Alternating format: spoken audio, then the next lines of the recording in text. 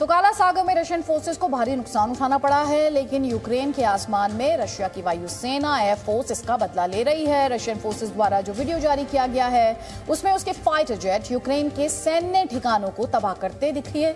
उधर यूक्रेन के शहर मरियोपोल में रूस की सेना ने यूक्रेनियन फोर्सेस को सरेंडर करने को कहा, लेकिन यूक्रेनी सैनिकों ने हथियार डालने से मना कर दिया। प्रेसिडेंट जेलेंस्की ने कहा कि ये रशियन फोर्सेस के चरित्र को दिखाता है जो खलनायकों जैसा है और इतिहास इसे हमेशा याद रखेगा।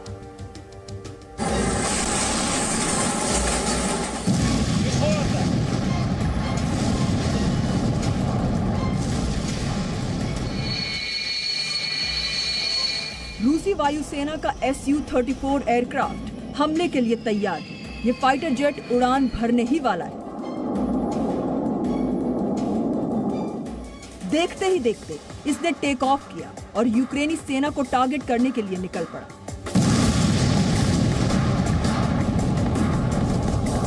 कुछ ही मिनट बाद ये Su-34 युद्धक विमान अपनी मंजिल पर पहुंच गया और इसने यूक्रेनी सेना के ठिकानों पर बमबारी की।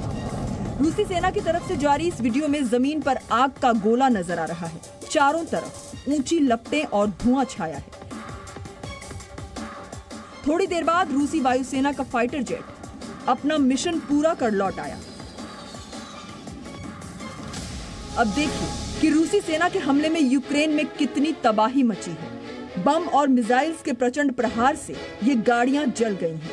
मिसाइलों की चपेट में आकर गाड़ियों के परखच्चे उड़ गए। लुहांस्क क्षेत्र में रूस की सेना ने रॉकेट दागे। एक के बाद एक रॉकेट लगातार यूक्रेन की सेना के ठिकानों को टारगेट कर रहे थे। रॉकेट हमलों के बाद इस इलाके में चारों ओर बर्बादी का मंजर था।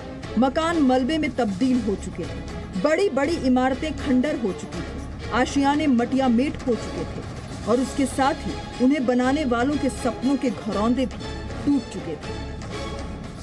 रूस ने यूक्रेन के शहरों और गांवों में अपनी भारी भरकम टैंक उतार दिए, जिनके गोले कहर बनकर टूट रहे हैं। रूसी सेना की मिसाइलें यूक्रेन में विनाश की पटकथा लिख रही हैं।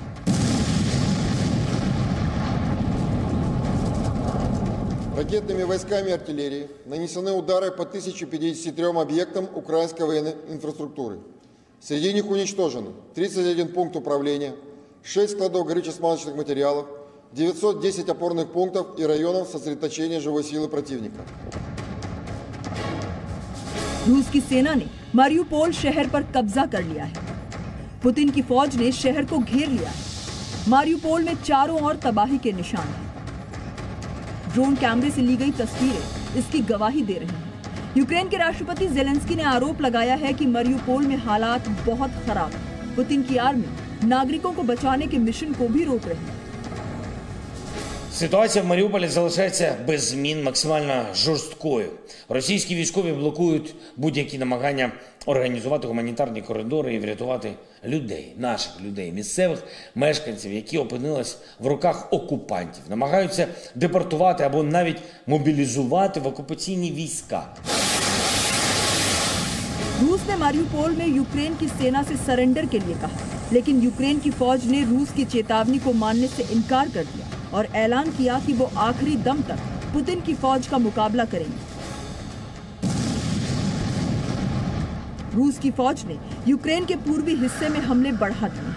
हजारों की संख्या में रूसी सैनिक आगे बढ़ रहे हैं। उनके साथ घातक तोपखाना और रॉकेट लॉन्चर्स का जखीरा है। जेलेंस्की ने कहा है कि रूस की सेना को इतिहास खलनायक के तौर पर याद रखेगा। Якби ми отримали доступ до всієї тієї зброї, якої потребуємо, яка є у наших партнерів і яка співставна зі зброєю, яку використовує Російська Федерація, ми б уже завершили цю війну. Ми б уже повернули мир. मीडिया रिपोर्ट्स के मुताबिक 56 दिनों से चल रही जंग में यूक्रेन में 1 करोड़ से ज्यादा लोग विस्थापित हो चुके हैं। इनमें से करीब 50 लाख लोग यूक्रेन छोड़ चुके हैं या इसकी कोशिश कर रहे हैं, जबकि करीब 70 लाख लोग यूक्रेन के अंदर ही सुरक्षित ठिकानों की तलाश में पलायन कर चुके हैं। ब्यूरो रिपोर्ट, जी मीडिया। तो सोचने वाली बात है, सिविलियंस पर इसकी सबसे ज्यादा मार पड़ी है स्थानीय नागरिकों पर, जिन्हें लेकर अभी आपने रिपोर्ट में भी सुना 50 लाख लोकल सिविलियंस देश छोड़ने के लिए मजबूर हुए हैं। ये UNHRC कह रहा है, उसका डेटा कह रहा है। तो आप अंदाजा लगा लीजिए हकीकत में ये नंबर कितना बड़ा हो सकता है और आने वाले दिनों में इस नंबर में कितना बड़ा इजाफा हो सकता है। Presenting B News app available on Google Play and App Store. Download it now.